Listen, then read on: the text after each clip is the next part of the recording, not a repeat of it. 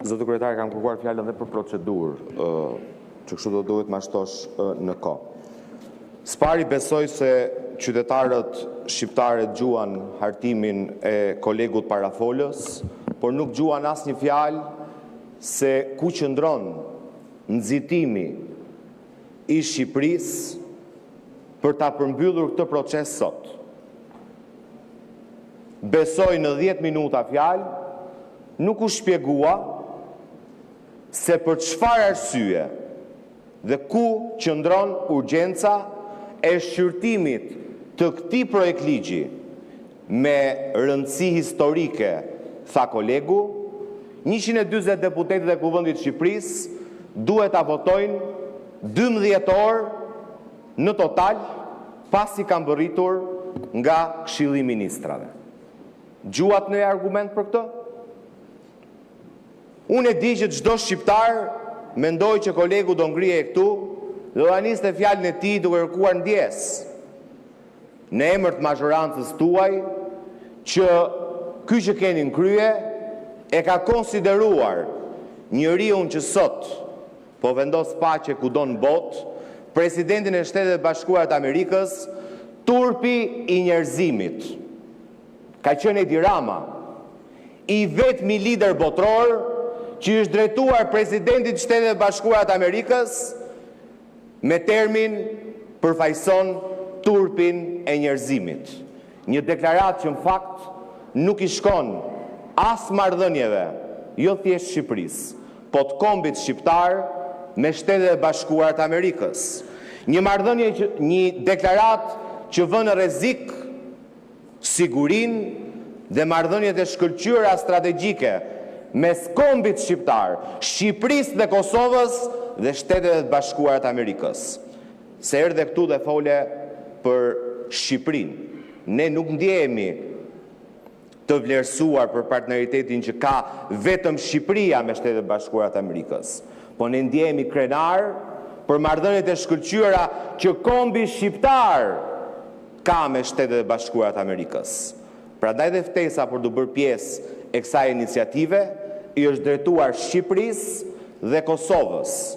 Dhe parafolsi kishte detyrimin të kërkonte edhe një tjetër ndjesë, që herës tjetër u ngrit këtu dhe bëri propagandë, sikur ai që i ka thënë presidentit Trump turpi i njerëzimit ishte i vetmi lider në Ballkan që ishte ftuar të bëheshe pjesë e bordit paqes.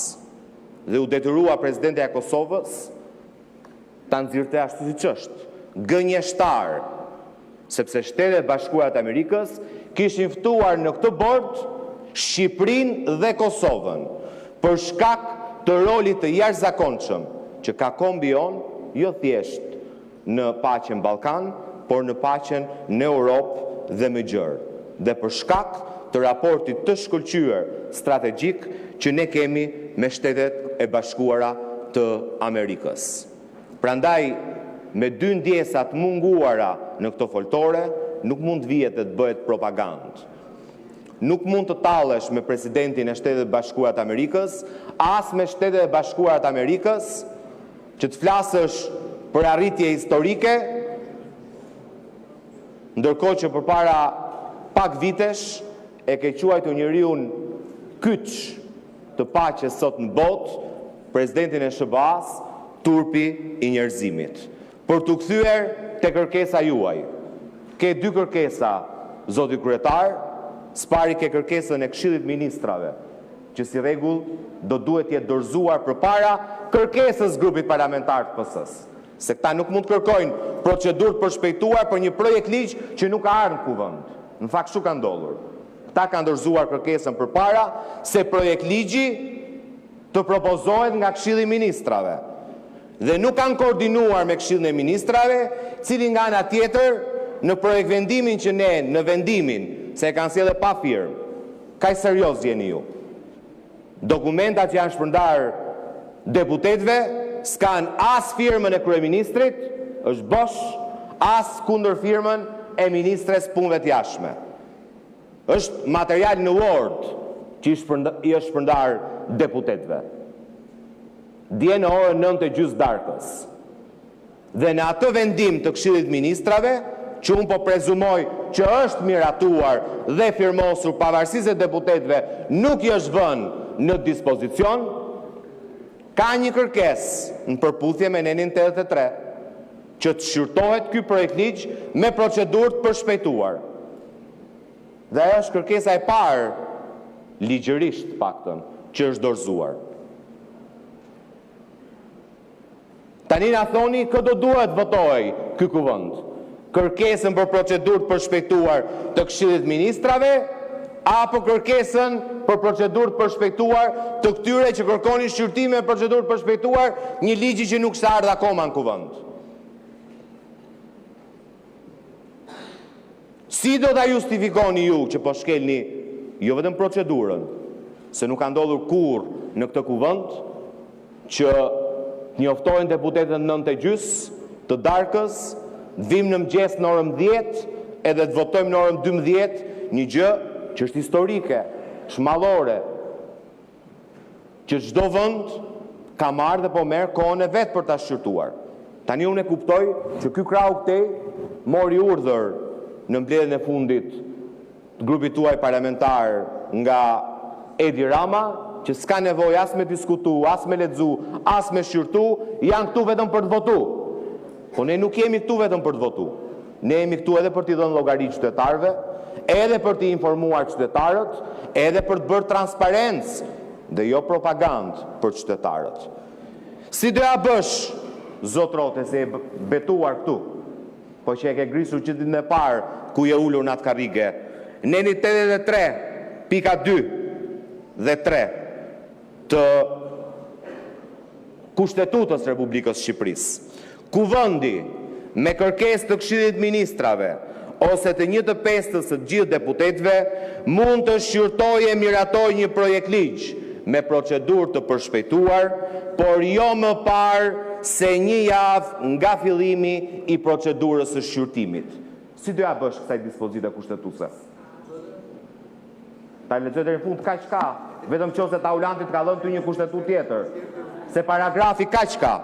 Paragrafi ka kaq. Deri në fund kaq është. Nëse të ka shkruar me shkrimdore taulanti në një fjalë shtesë, të ka mashtruar se kushtetuta thot kaq sa ç'po lexoj unë dhe po ta ripërsëris. Kuvendi me kërkesë të Këshillit Ministrave ose 1/5 së të gjithë deputetëve mund të shqyrtoj e të miratoj një projekt ligj me procedurë të përshpejtuar, por jo më parë se një javë nga fillimi i procedurës së shqyrtimit. Pik, thot kushtetuta. Tani ti na jep çat ka shkruajt shtesë taulanti që të ka bin ty dhe të ka mashtruar që të vish këtu dhe t'i propozosh kuvendit Shqipërisë të shkel Kushtetutën e Republikës Shqipërisë. Të fusësh presidentin e Republikës në ngërç kushtetues.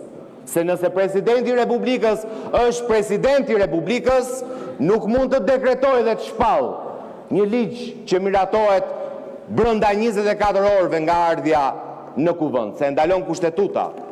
Dhe një nga kërkesat që shqyrton presidenti ku i shkon një ligj për shpallje është të verifikojë procedurën kushtetuese të miratimit ligjeve. Pra çfarë po fitojmë ne? Sepse sipas kushtetutës ne e votojmë sot, Bajram Begaj në pozicionin e tij kushtetues do duhet ja kthejmë brapsh kuvendit për shkelje të procedurës kushtetuese miratimin e kësaj marrëveshje. Këtë e kërkon kushtetuta. Pastaj nëse e keni futur dhe presidentin në xhep, na e thoni. Ndërkohë që ne mund të ndjekim një procedurë tjetër. Mund të ndjekim një procedurë tjetër që e bën edhe më shpejt efektive këtë marrëveshje. Kuvendi merr kohën që ngarkon kushtetuta, pra e miraton një javë pasi ka nisur shqyrtimi dhe patjetër, po, ne jemi pro antarësimit të Shqipërisë në Bordin e Paqes. Dhe i kërkojmë autorizim presidentit Republikës në përputhje me nenin 84 Kushtetutës të na jap miratimin që ky projekt ligj të hyjë në fuqi menjëherë. dhe zgjidhim edhe ngërçin kushtetues, respektojmë Kushtetutën e Republikës Shqipërisë dhe arrim qëllimit të paktën 5 herë më shpejt nga ç'propozoni ju.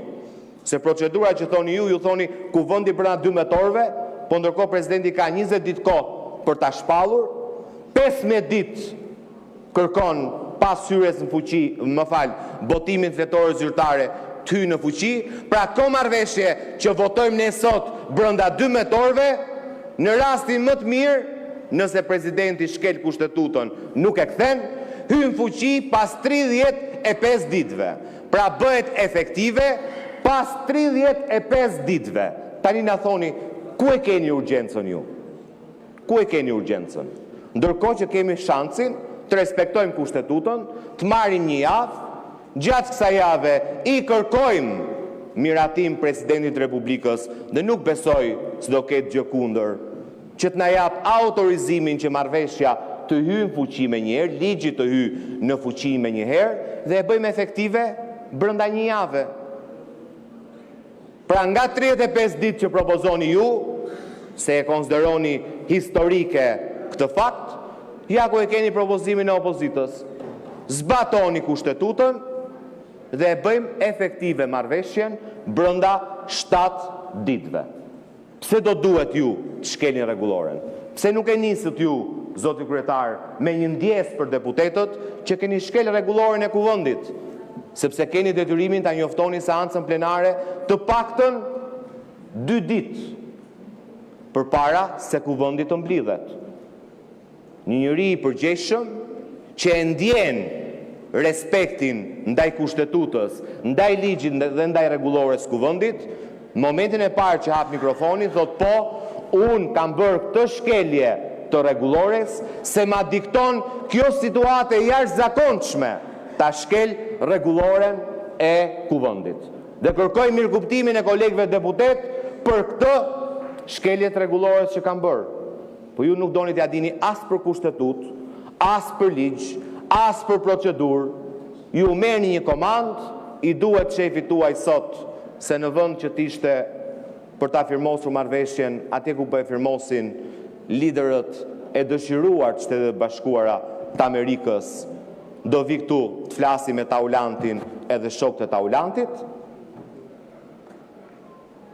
Keni marrë komandën e tij, i duhet kjo propagandë sot, i duhet përxhurmuar zonjën që duhet ishte në gjykatë kushtetuese sot, duhet ishte këtu.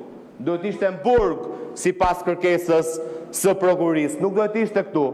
Pra doni të zhurmoni intimidimin që i keni bërë gjykatës kushtetuese për rastin dhe aferat korruptive të Belinda Ballukut, dhe o burrat shkelim çdo ligj, çdo rregull, çdo procedurë të këtij parlamenti. Prandaj dhe ne jemi kundër kërkesës tuaj për shqyrtim me procedurë të përshpejtuar të këtij projekt ligji, pa respektuar asnjë rregull minimal të Kushtetutës së Republikës së Shqipërisë dhe të rregullores së kuvendit. Faleminderit.